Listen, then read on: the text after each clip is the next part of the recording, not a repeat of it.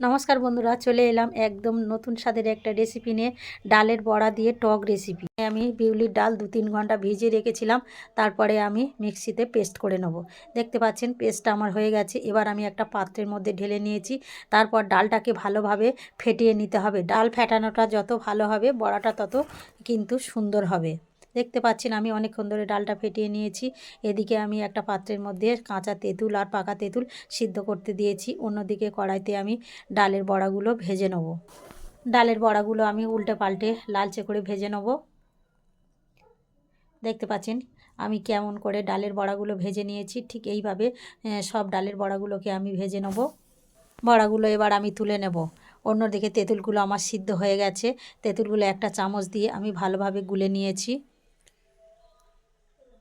এদিকে কড়াইয়ের মধ্যে দিয়েছি তেলের মধ্যে শুকনো লঙ্কা আর গোটা সর্ষে দিয়ে আমি ফোড়ন দিয়েছি।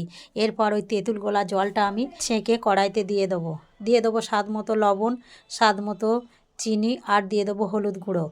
দিয়ে আমি ভালোভাবে নেড়ে চেড়ে নেবো। নিয়ে এর মধ্যে দিয়ে দেবো ভেজে রাখা বড়াগুলো আর দিয়ে দেবো করে ভাজা মশলা দিয়ে আমি ঢেকে রাখবো। আবার ঢাকা খুলে একটু নেড়ে চেড়ে আবার আমি ঢাকা দিয়ে দেবো। দেখতে পাচ্ছেন একদম রেডি হয়ে গেছে। বন্ধুরা, আমার এই টক রেসিপি যদি আপনাদের লেগে থাকে তাহলে লাইক, শেয়ার, কমেন্ট এবং ফলো করে পাশে থাকবেন।